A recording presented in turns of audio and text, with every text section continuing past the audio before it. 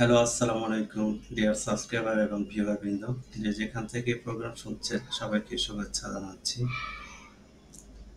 আজকের বিষয় হলো বিবাহ হওয়ার তদবির। এর আগেও একটি ভিডিও দিয়েছিলাম, ওটা কার্যকরী, আজকেরটাও কার্যকরী, তবে আজকেরটি আবার অন্যভাবে। আপনি ছেলে মেয়ে যে হয়, সাধারণত সমস্যাগুলো বেশিরভাগ মেয়েদেরই হয়। তো আপনি যদি মেয়ে মানুষ হন বা ছেলে মানুষ যেই হন, পরিষ্কার একটি কাগজ নেবেন।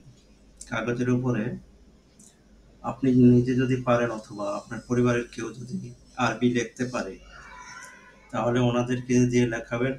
আর যদি তাও কেউ না থাকে তাহলে মসজিদের হুজুরকে দিয়ে একটি পরিষ্কার কাগজের মধ্যে আমি যে সূরাটির নাম বলছি সূরাটি লেখাবেন।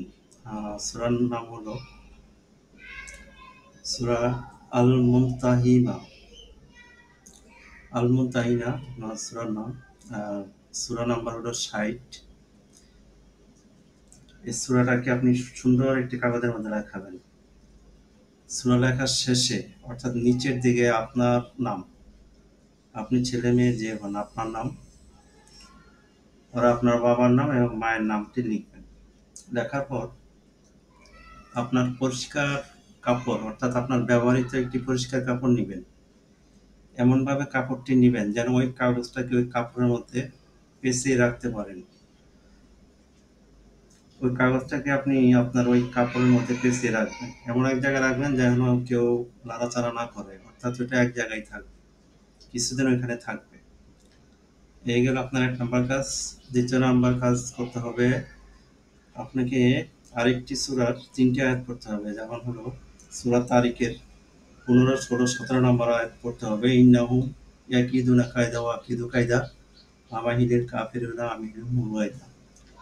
এটা পড়ার কারণ হলো, কারণ অনেক সময় কুফরি করা থাকে বা জিনে বিবাহ আটকায় রাখে।